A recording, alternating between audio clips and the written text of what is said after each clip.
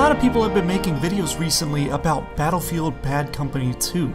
A lot of people regard it as the best game of all of the past Battlefield titles of like the last 10 years or so. And some people who have been in the Battlefield franchise longer than that are really get upset about that, and they say like, oh, Battlefield 2142 or Battlefield 2 was the best.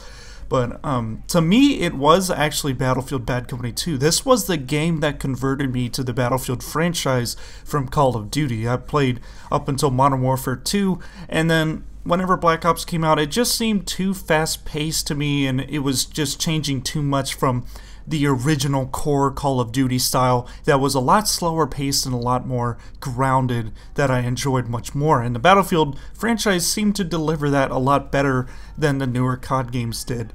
So I ended up changing over to the Battlefield franchise, and I've been in it ever since. It is a bit of a loaded question when you're wondering, why was Bad Company 2 regarded so highly? Like, at the time, I mean, whenever I remember when it came out, it wasn't necessarily viewed as an amazing game. It seems like it's been viewed higher after we've moved on to Battlefield 3 and 4. I guess it's because of people who are long veterans of the Battlefield franchise that remember how the game used to play out. This was like the last Battlefield game that played out in the old style. Like, it was a lot slower pace, movement was a lot clunkier, and it just wasn't as twitchy or as crazy fast-paced as the newer Battlefield titles are, 3 and 4. They vamped up the speed a lot in those titles, and even smoothing out the movement to where it's completely fluid. It's just kind of changed the feel of the Battlefield franchise. But I guess they changed the movement in 3 and 4 to accommodate newcomers to the franchise from Call of Duty. And I mean, also just to get with the times, I mean, faster pace, smoother combat was just becoming the norm. And its clunky style of movement seemed to start to be holding it back. I mean, I remember when we first started playing Bad Company 2, my dad, who's played video games for a very long time, he was complaining about how clunky the movement was, and he refused to play the game. I mean, to this day, he does not play Battlefield titles at all. He just sticks to Call of Duty. But I think that this clunkier movement style actually gave it like charm, but I understand why they changed it. And other complaints with this game was that, I mean, at the time it was like, ooh, this is just running Simulator 2009 and stuff like that, because, I mean, it was like, you know, the thing I like about the Battlefield franchise is it's like dead in the middle between arcade and realism, to where like you have realistic bullet physics and length of time, you know, having to run to places to get into combat. That's actually, you know, sometimes it's annoying and other times it's actually just great. So I actually didn't mind the running because, I mean, the game, for one thing, the game just looks absolutely incredible. I think stylistically this game looks better than Battlefield 3 and 4, especially in the character models. I love the character models in this game. And this was a lot of people's introduction to the Frostbite engine, which is just incredible. I mean, it like blew people's minds. For a while, it was Call of Duty 2 and Modern Warfare that were like the top-of-the-line graphics, like the intro to Call of Duty 2 whenever you're going on D-Day to Pont du Hoc. That blew people's minds at that time, back in 2005. And Modern Warfare, I mean, the graphics in that game and the effects of like the explosions and such were top of the line at that time. And this was like whenever graphically it kind of switched to the Battlefield franchise. I mean, the Battlefield franchise has been kind of top of the line for graphics ever since Bad Company 2. I mean, Bad Company 1, of course, because that was, well, the first one on the Frostbite engine, but not nearly as many people played it as Bad Company 2. So this was whenever the gaming community really shifted more towards, I mean, if you want a great looking game, you gotta play Battlefield. And I still hold to this day that this game had the best audio in the Battlefield franchise. I mean, whenever I was just going back to play it this past week, because I just got it for nostalgia and to play it, the audio is just incredible. They advertise in the beginning intros Dolby surround sound, but I guess, I mean, they actually went all out on the audio in this game, and I don't think that Battlefield 3 or 4 have approached just the impact that the audio has. Like, you can feel the power of your guns when you're firing. It's incredible. And the sound effect whenever you're near an explosion that goes off and your guy kind of loses hearing.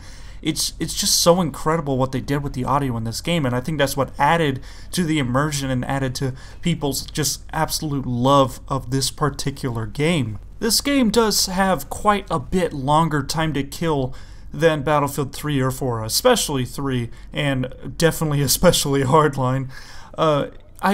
Because of that, I mean, I was getting really irritated or frustrated when I was playing because it seemed like I was getting killed in 3 or 4 hits, and it was taking me at least like 10 hit markers to manage to down somebody, and practically an entire magazine worth of ammo to kill one person. So it was getting really frustrating to me. Sniping in this game is like... It is like the most classic experience of the Battlefield franchise was sniping in this game, especially on maps like Heavy Metal, where they intentionally set it up for long-range sniping battles that just were totally epic at the time. Like, just had the most epic battles. Like, you could do it against friends as well, like I did numerous times back on the Xbox 360, and it was so much fun. Sniping in this game is an experience, but because of that, there are so many snipers in this game.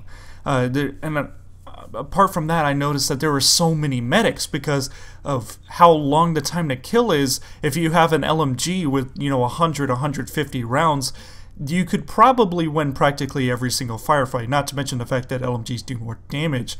So, meanwhile, I shoot at an entire magazine, I get like 8 hit markers, I don't kill the guy, of course, and I have to reload, but the guy just keeps firing, and he ends up baiting me because he has an LMG. So there were just tons and tons of medics and snipers in this game, and I think that was kind of breaking the supposed squad play that needed to be there. I mean, honestly, when there were tanks, there were engineers to take them out, and there were assault guys all over the place to throw ammo. It just seemed like there were way more medics and snipers than anybody else.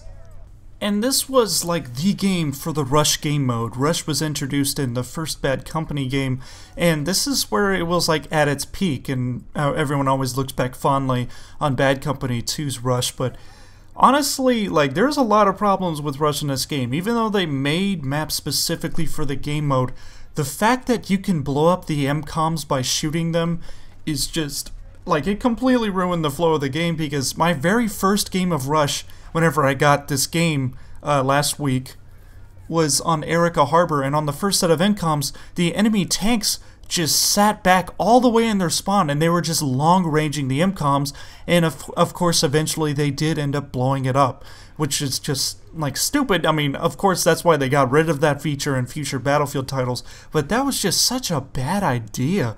I mean, why would you even bother trying to get in there into certain death and try to arm the MCOM, and whenever you can just sit back and just shoot at them for the whole game, especially when you have servers with like 200 tickets every MCOM location, which is way too much, especially for 32 players. So yeah, there's just some other problems with the game. Like, I mean, as I said before, the movement was very clunky, and you basically had to restart sprinting after doing anything like changing weapons or reloading. And the destruction, while it was like incredible and everything was destructible in this game, if you're in a particularly long match, eventually all the buildings will be completely leveled, and you'll just be on like this flat open map where no one wants to do anything. It becomes like a really campy match, and it kind of like ruins the feel of the match. But I mean, while you're in the process of destroying the buildings, it's just incredible how immersive the destruction was. There was even a reason to use iron sights in this game. The way they set up the upgrade system, or specializations rather, you can equip like more powerful ammunition and other upgrades for your soldier in replacement of a scope or red dot sight. So there was actually a reason to use iron sights in this game. I mean, you could practically make your gun more powerful if you trade off using a sight for it, which might make it more difficult to see people or hit them. But I mean, that trade-off was there. In new Battlefield games, there is absolutely no reason to use iron sights unless you're like super nostalgic or something, using the M16 with iron sights. But I like how there is actually a reason to use it in this game, and I wish they would kind of tone down the customization in the next Battlefield game and have kind of this trade-off system like Bad Company 2, where you actually want to use iron sights in some cases. But overall, for a lot of people, this was the definitive Battlefield experience, and just in the movement and the overall feel and pacing of the game, this definitely has like that old style of Battlefield feel, and that hasn't been in the Battlefield franchise since this last title. In Battlefield 3 and Battlefield 4, the game's been streamlined and sped up and filled with so much customization options that, I mean, sometimes, I mean, if the game keeps advancing in this way, some people might see that maybe the Battlefield franchise is kind of losing itself. It's kind of moving away from its core feel and mechanics that make it great. But I don't know, what happens. We'll see how well the new Battlefield 5 game plays out, and I mean, it might be absolutely incredible, might be the best game in the franchise yet. We have no idea, but this was a great game. I'm not really sure if it's as incredible as people make it out to be, but it was a great game nonetheless, and I loved playing it at the time. But now it feels kind of dated, so I mean, if you guys want to get it, I mean, on G2A it's like $5. It's great. And people still play the game. Like, there's a lot of people that still play this game. Anyway, if you guys like this, make sure you hit the like and subscribe button. And until next time, this is Yummy. Goodbye and good hunting.